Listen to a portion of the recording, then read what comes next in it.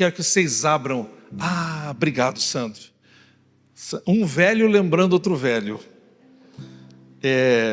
Nós vamos ter, a partir de domingo que vem, preste atenção, uma pesquisa rolando na igreja e no Instagram sobre 3 músicas que você gosta. Quais as 3 músicas que você mais gosta?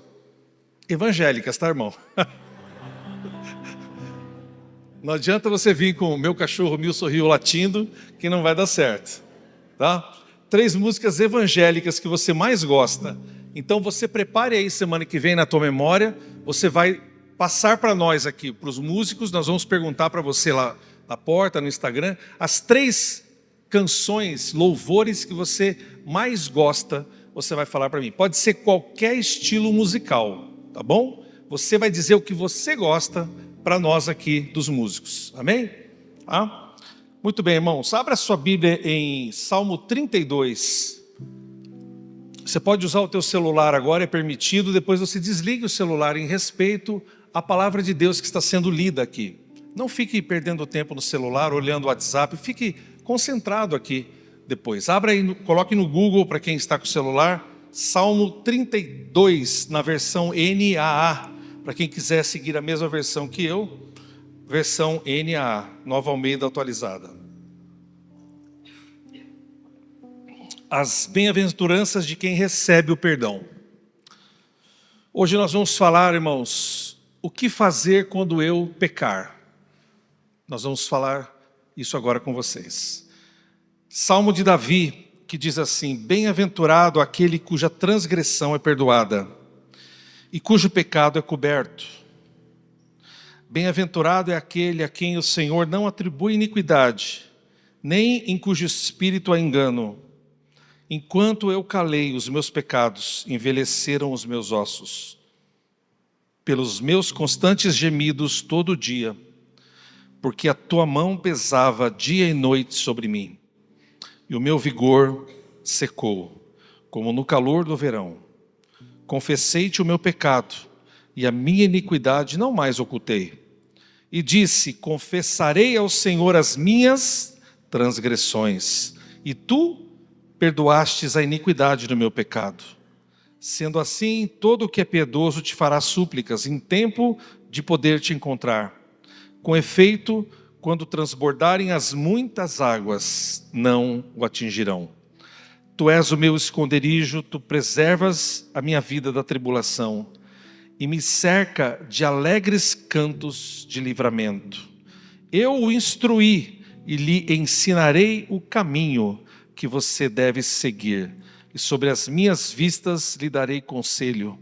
Não sejam como o cavalo ou a mula, que não têm entendimento, que são dominados com freios e cabrestros, do contrário, não obedecem a você. Mas muitos são os sofrimentos do ímpio, mas o que confia no Senhor, a misericórdia o cercará.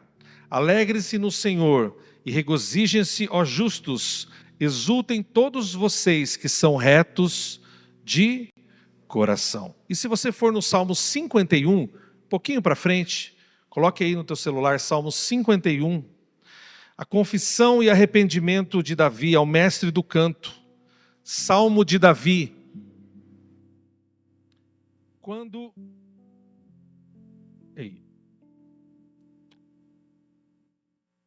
Ao mestre...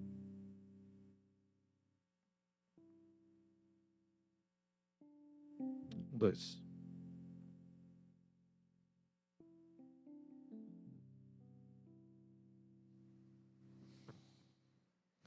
Quando o profeta Natã foi falar com ele, depois dele ter estado com Batseba: compadece-te de mim, ó Deus, segundo a tua benignidade, e segundo a multidão das tuas misericórdias, apaga as minhas transgressões.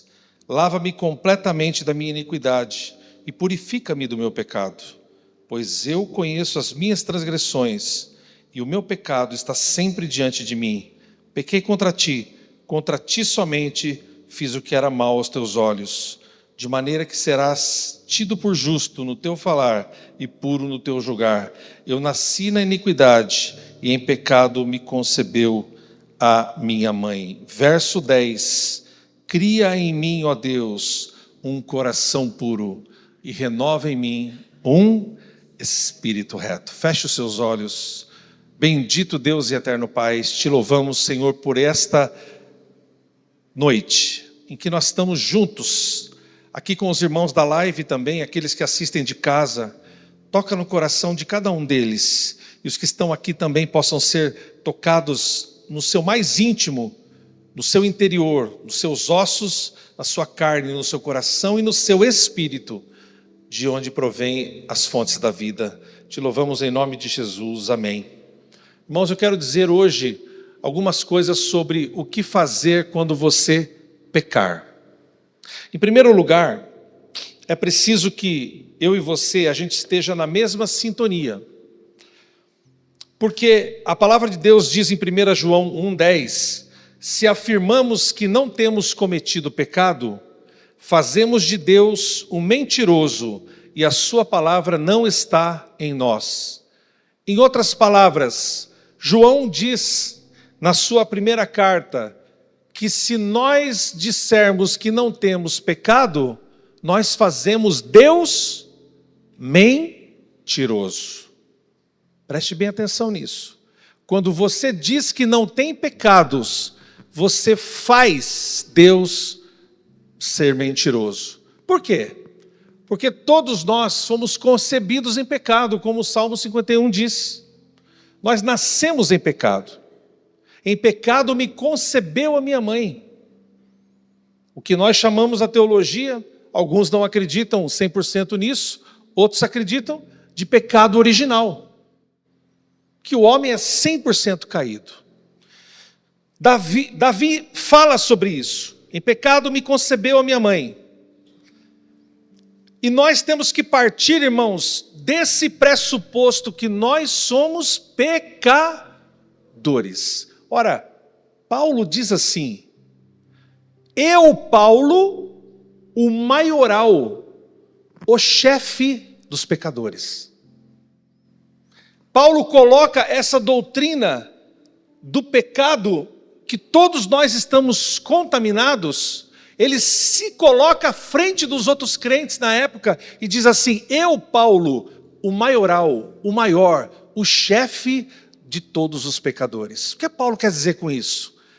Que do seu caminho de santidade, Paulo enxergava o seu rastro de pecado na sua vida. Agora, irmãos, há uma diferença de viver a vida de pecado e pecar. Preste atenção numa coisa. Aquela é a porta larga. Nós estávamos indo na porta larga. O caminho largo e o caminho da porta larga. Quando nós nos convertemos, nós viramos a direção. Então nós convertemos a direção. Agora o povão está indo na porta larga. E você está indo no caminho estreitinho para a porta estreita que conduz à salvação. Quem vive no pecado está neste caminho, indo para a condenação. Quem está indo para o caminho da salvação, de vez em quando, peca. Mas ele não vive uma vida de pecado. A vida de pecado é uma vida de anuência. É uma vida que leva a pessoa a gostar da vida de pecado. Por isso, muitos crentes não irão para o céu. Jesus fez o discurso dizendo, muitos vão chegar e dizer assim, Senhor, nós tínhamos carteirinha de membro. Não estou falando de vocês que chegaram hoje não, hein? Nós tínhamos anel de bispo. Irmãos, é até melhor nem falar de bispo esses dias, porque está difícil a coisa. Eu não tenho peruca loira, fiquem tranquilos. É desse jeito que toca a banda aqui. Está difícil, irmãos. Por que muita gente tem peruca loira? Porque vive numa... Tem uns que não entenderam, depois vocês entram na internet, vocês vão entender. Porque muita gente vive numa vida de pecado. E eu quero crer que você e eu estamos numa vida de santificação, amém? De vez em quando nós vamos... Opa, pequei. Caiu, levanta a poeira, sacode a poeira e continua. O que a Bíblia condena, irmãos, é uma vida vivida na vida de pecado. Quando eu estou na igreja, sou crente, bispo, e vivo uma vida de pecado, eu estou indo para que caminho? Para o caminho que conduz à perdição. Mas se eu fiz a conversão do caminho, estou indo para o caminho estreitinho, da porta estreita, poucos acertam, Jesus disse. Poucos acertam. E eu quero crer que eu vou ver todos vocês no céu do meu lado. Só 2 não falaram.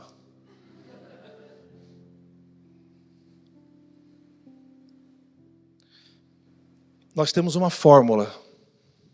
Quando nós estamos andando para lá, e de repente a gente cai, João dá a fórmula em 1 João. Se confessarmos os nossos pecados, Ele é fiel e justo para nos perdoar os pecados e nos purificar de toda a injustiça. Caiu, confessa. Caiu, levanta, confessa. O que Jesus disse para a mulher adúltera, quando os fariseus estavam prontos a apedrejar a mulher adúltera, ele escreve no chão e eles perguntam para Jesus: e agora? Vamos atirar a pedra? Jesus disse assim: aquele que não tiver pecado, que atire a... As pedras caíram, os fariseus foram, e ela ficou com Jesus, e ele disse assim: mulher, nem eu te condeno, mas aqui vem a fórmula: vai e não peques mais. As igrejas do amor e da inclusão, do amor e da inclusão, elas não leem essa parte do versículo. Elas leem só: eu não tenho nada contra você. Mas elas param aí. Mas nós estamos lendo o texto completo. Vá e não peques mais. Acontece, irmão, que a maioria do caminho, quando você cai e confessa, a tendência é que você, ao se aproximar do caminho da glória e da santificação, você vai ficando cada vez mais forte e vai caindo cada vez menos. Agora, tem alguns crentes, não na nossa igreja. Aqui não tem. Que quanto mais estão andando no caminho da fé, mais cai. Ou seja, será que eles estão para lá? Ou eles estão para cá? Porque a tendência da sua vida espiritual é cair, levanta, vai chegando um momento que você vai cair cada vez menos e você vai em direção da estatura de um varão perfeito. Muito bem. Salmo 51 nós lemos assim: tem misericórdia de mim, ó Deus, segundo a tua benignidade, tua grande compaixão, apaga as minhas transgressões, lava-me completamente da minha iniquidade e purifica-me do meu pecado. Quantos acreditam aqui que Deus apagou as suas iniquidades para sempre? Quando você levanta de madrugada e uma voz acusa você, está vendo? Você lembra quem você era? Você virou crentão agora? Lembra quem você era? Essa voz não é a voz do Espírito Santo, é a voz do diabo, porque a profissão do diabo é acusador. Por isso que as vozes que você ouve na sua cabeça, te acusando dos teus erros, é uma voz de um acusador. Porque Deus, Ele apaga com uma borracha as suas iniquidades. Não ouvi nenhum glória a Deus. Nós somos perdoados por isso. Em Provérbios 23, 13 diz assim: quem encobre as suas transgressões jamais prosperará, mas o que confessa e abandona alcançará misericórdia. Meu querido, minha querida, você quer misericórdia nesta noite? Quer misericórdia? Então, não tampe as suas transgressões e nem esconda as suas iniquidades. Confesse as suas transgressões e abandone as suas transgressões. Porque a Bíblia diz que, em última análise, aquele que confessa e que abandona as suas transgressões alcançará misericórdia. Muito bem, irmãos. E nós temos uma história linda de um jovem filho de fazendeiro. Tinha o seu irmão mais velho e ele era jovem. E disse ao pai assim: eu quero a minha herança em vida. Agora, não quero minha herança quando eu tiver velhinho de andador. Eu quero a minha herança agora. A Bíblia não diz se ele tinha 17, 18, 19, por aí talvez. E ele pega toda a sua herança de uma fazenda. E a Bíblia diz que ele vai para terras distantes. Que gostoso ir para São Paulo, né, irmãos? Tem uns malucos que de vez em quando vai para São Paulo. Alguns ficam até 20 anos.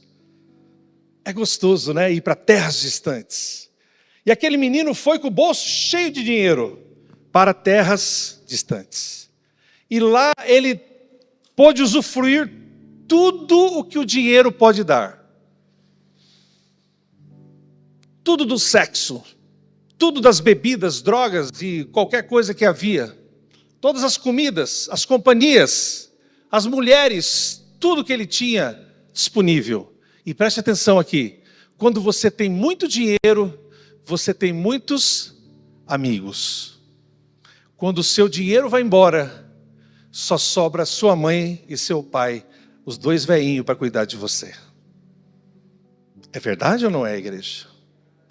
Quando tudo vai embora, só sobra o seu pai e a sua mãe. Por isso que a Bíblia diz: se o teu pai e tua mãe te abandonarem, eu não te abandonarei. Porque se mesmo o seu pai e a sua mãe te abandonarem, Deus não vai te abandonar. Nós não somos órfãos. Se você é órfão aqui na terra, saiba que você tem um pai gigantão olhando por você. E com a sua sombra, a sombra do Altíssimo, Ele te cobrirá. E esse menino gasta todo o dinheiro. E quando ele percebe, olha o que acontece. O bolso está vazio. E quando o bolso está vazio, os parça vão embora. Tem gente que tem muito parça, né? Mas é claro. Mas quando você está sozinho, você tem parça. E quando ele se vê, ele está numa criação de porcos, pedindo emprego. E o dono da criação não lhe dá comida. Diz para ele: você pode dividir com os porcos. E a Bíblia diz que ele dividia aqueles legumes, aquelas bolotas, dividia com os porcos. Irmãos, quando ele estava ali, todo sujo de terra, de excremento de animais, tirando da boca de um porco, lutando com um porco, comendo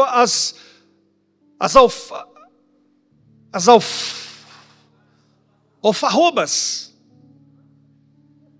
Eu estou moderno hoje, irmãos, alfarrobas. É nessa situação e que ele faz: meu Deus. A Bíblia diz que enquanto ele dividia a comida com os porcos, a Bíblia diz que ele cai em si. E ele deve, irmão, ter se levantado, sacudido o que sobrou da roupa e olhado para trás, e no fundo do seu coração ele fez um exame da sua consciência. E a palavra de Deus nos diz dessa parábola que ele diz: levantar-me-ei, e irei ter com meu pai, e dir-lhe-ei: Pai, pequei contra o céu e contra ti, já não sou digno mais de ser chamado teu filho. E a Bíblia diz que no caminho o pai estava esperando.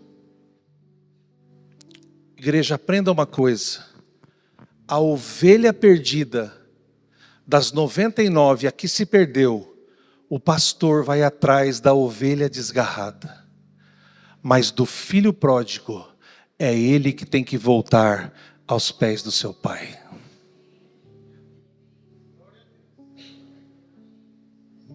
Aqui no nosso meio, tem ovelhas que foram desgarradas e foram resgatadas. Mas muitos de vocês, e ainda muitos aqui nessa cidade de Chavantes, virão por esse corredor e dir-lhe-ão, não a mim, mas ao Pai: Pai, pequei contra o céu e contra ti, já não sou digno de ser chamado teu filho.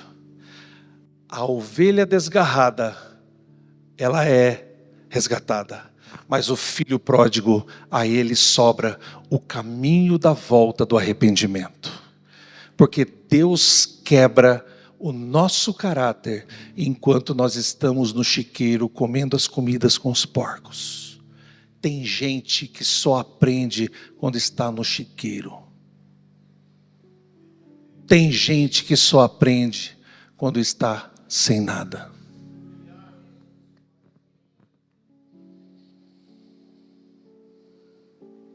E quando o pai recebe, o pai diz assim: não, você não é servo, você é filho bendito. Receba o anel, receba o sapato novo, receba as roupas de gala, matem o bezerro, abram o vinho, vamos fazer uma grande festa, porque aquele que estava morto reviveu, aquele que estava perdido foi achado.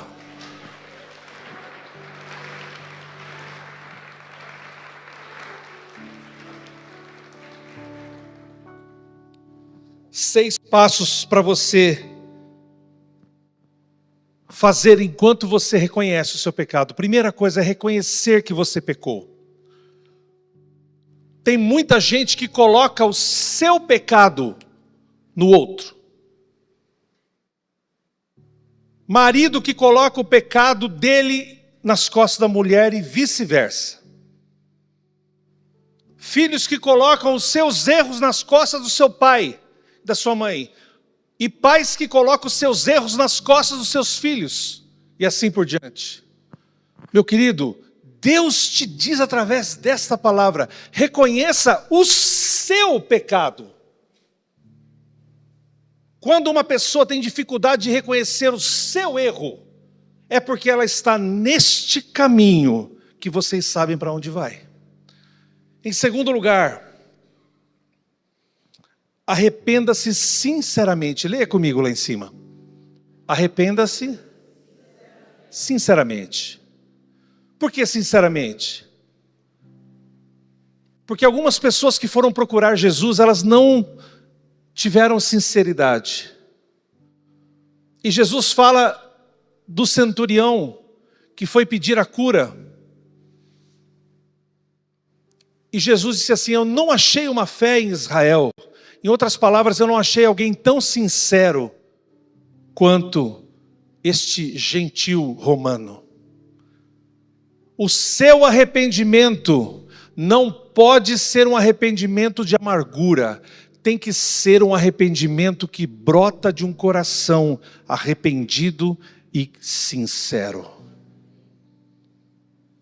Quando o filho pródigo se levantou no meio dos porcos, ele disse assim: levantar-me-ei, irei ter com meu pai, e dir-lhe-ei: Pai, pequei contra o céu. Ele não disse assim: foi o irmão mais velho que pecou, foi o pai. Ao pai ele disse: pequei contra ti. Por isso, irmãos, quem se arrepende sinceramente entra no modo de regeneração. Em terceiro lugar, confesse a Deus. Agora aqui, Por que confessar a Deus? Todos vocês acreditam que Deus é onisciente, onipresente, onipotente. E por que nós devemos confessar a Deus? Porque, irmãos, quando nós confessamos a Deus, se trata muito mais de trabalhar o seu caráter do que trabalhar Deus. Deus não precisa ter o seu trabalho, o seu caráter trabalhado. É você que vai trabalhar o seu caráter.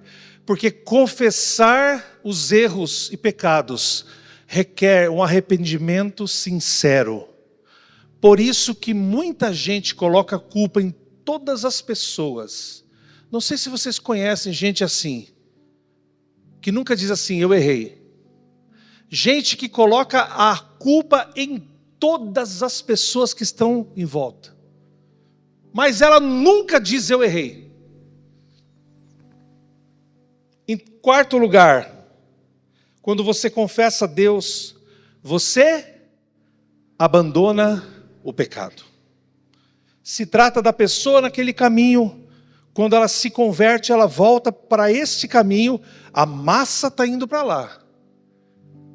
O bonde está indo para lá, mas nós estamos indo para cá, porque nós estamos abandonando a nossa vida de pecado. Deixa eu dizer uma coisa bem pesada para vocês aqui. Muitos de nós aqui não são convertidos verdadeiramente.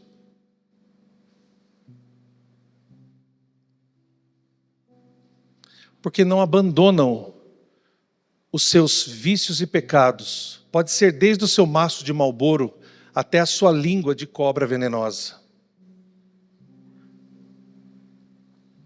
O seu maço de cigarro, ou a sua língua, ou o seu temperamento do cão, ele para Deus é a mesma coisa.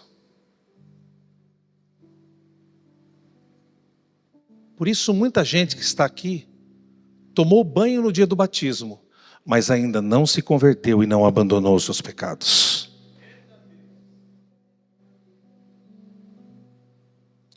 Em quinto lugar, todo aquele que abandona os pecados, ele busca a restauração. Davi sabia disso, porque disse, crie em mim, ó Deus, um coração puro, e renova em mim um espírito reto, e não me lances fora da tua presença. Para Davi estar apartado de Deus, era a morte. Mas Davi, ele adulterou com Batseba, foi planejado. Irmãos, o adultério é planejado. Começa com uma ideia, como Paulo diz, começa com uma pequena ideia, desce ao coração, e quando você vê, você cometeu aquele pecado. Todos os pecados são assim, nascem como uma pequena ideia, descem no coração, e depois o coração faz com que aquilo aconteça. Mas Davi, um homem que assassinou o seu melhor general, para tomar a mulher dele, ele já tinha 7 mulheres, mais algumas concubinas. Mas o zóio de Davi cresceu naquela mulher. Mas ela era linda, provavelmente era a mulher mais linda de Israel, porque depois ela veio a parir Salomão. Mas quando Davi, irmãos, percebe o seu erro, ele diz assim, não me lances fora da tua presença. A tua presença é mais importante que Batseba. A tua presença é mais importante que Salomão. A tua presença é mais importante que o reino que eu tenho. A tua presença é a única coisa que eu tenho. Por isso que Deus chama Davi de o homem segundo o seu coração. E em sexto e último lugar, irmãos, aquele que busca restauração, ele continua andando com Deus. Ele continua andando com Deus. Se você se arrependeu, abandonou o pecado, você vai continuar andando com Deus. Até que dia? Não sei. Quanto nós vamos durar, irmãos? Nós vamos durar mais uma noite? Mais 10 anos? Alguns de nós aqui, o ano que vem, não estarão mais aqui. Ai, para com isso, pastor. Irmãos, de repente, o ano que vem, algum de nós não estará mais aqui.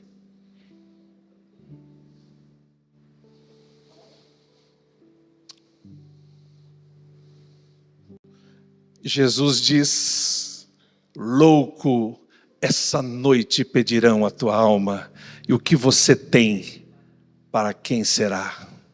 As suas casas de aluguel, as suas aposentadorias, a sua previdência privada, para quem será? Mas nós somos as virgens prudentes, com as lâmpadas cheias de óleo, esperando o noivo abrir a porta. E quando o noivo abrir a porta, nós vamos correr para dentro, porque nós estamos com a lâmpada cheia do óleo do Espírito Santo.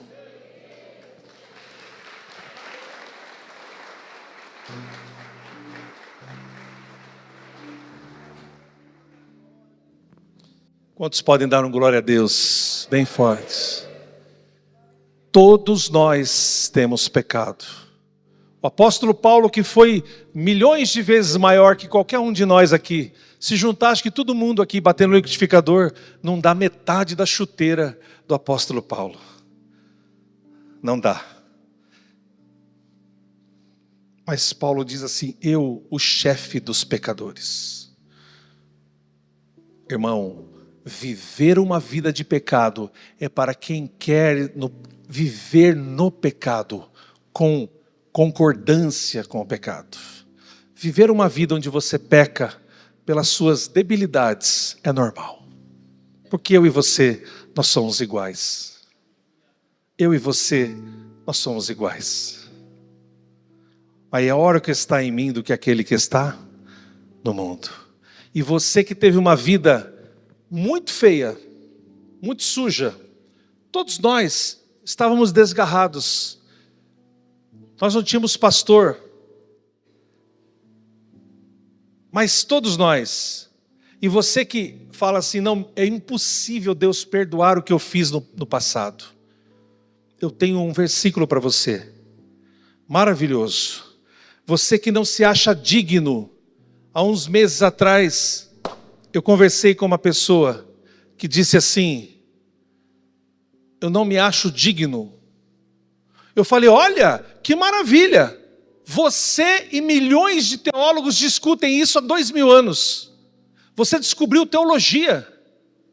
Eu não me acho digno. Parabéns. Você já pode começar a ler os grandes teólogos e filósofos cristãos. Porque se você se achasse digno, seria um grande problema. Por isso que nós cantamos ao único que é digno de receber. Eu quero dizer para você que tem um passado barra pesada. Onde abundou o pecado, superabundou a graça. Sinta-se perdoado por Deus. Porque os braços de Jesus estão abertos para receber você. Sinta-se amado e abraçado, porque Jesus te espera no final desta porta estreitinha, com o prêmio daqueles que irão levar as suas obras, porque as suas obras os acompanharão até a glória. Não viva uma vida de pecado, mas se pecar, confesse os seus pecados, porque Deus está pronto para perdoar um coração arrependido e um coração verdadeiramente contrito.